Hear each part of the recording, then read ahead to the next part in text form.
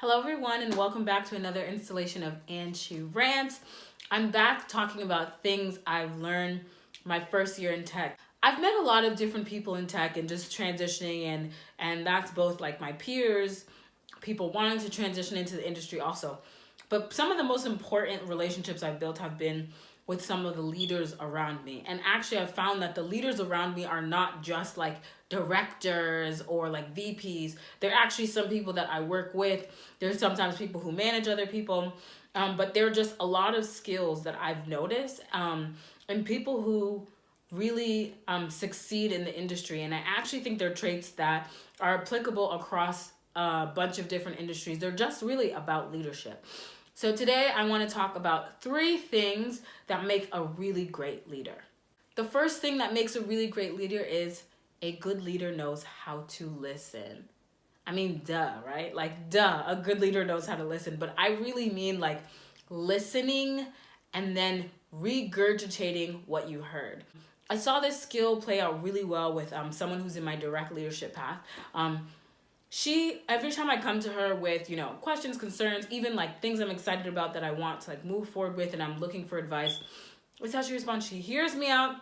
She doesn't speak while I'm talking. She waits until I'm complete and then she says, okay, so what I heard you say is XYZ.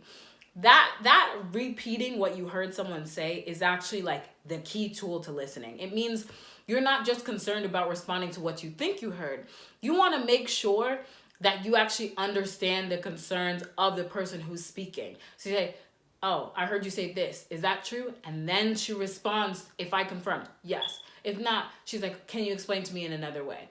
Just really great, like small things that actually matter so much to someone who is trying to learn from you, to someone who is like being managed by you. Just whoever is underneath your leadership can see that you actually care about what we're saying. And that's something that I was like, dang, when I'm a leader, that's something I have to be able to do.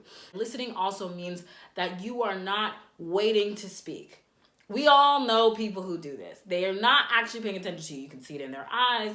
They're distracted. Maybe they're on their laptop, they're on their phone, which is rude, okay? That's rude.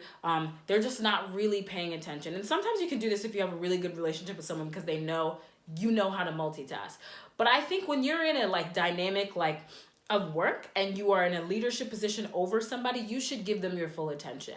And that also means I know you're not just waiting for me to stop talking so you can speak. Some people actually pay full attention to what you're saying, but you can just see it on the tip of their mouth. Ha, ha, ha, ha. Their mouth's just open, waiting for you to finish talking so that they can say something.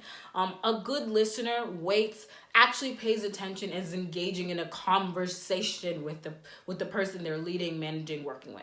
The second thing I've noticed about really good leaders is good leaders know how to take criticism. Oh, how many of us can say that we take criticism well? I mean, it's hard. It's hard to hear someone say like, you're not doing a good job. It's especially hard if you're like, yes, I am.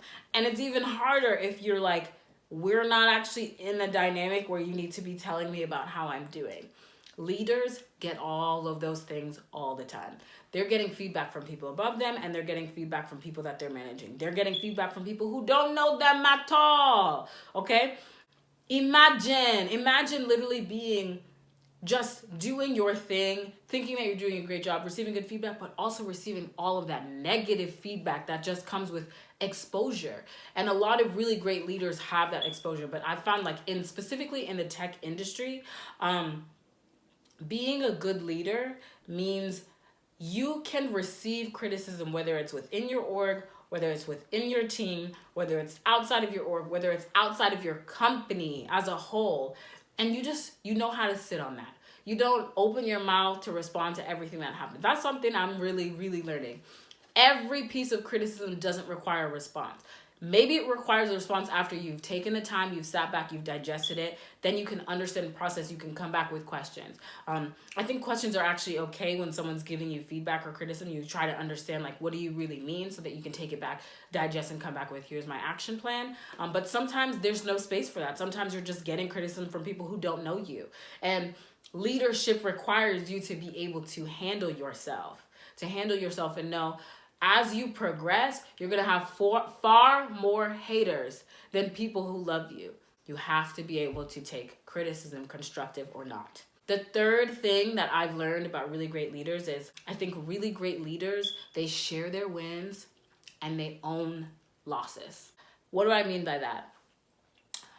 I know someone that I work with, and every time that they do something great that like benefits our team, like came from our team, they say, we did this. We made this happen. Our team, blah, blah, blah.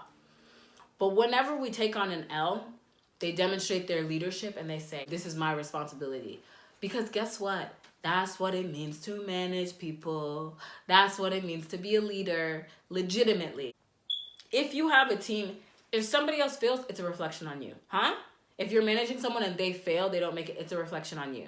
Same way that if they do well, it's a reflection on you.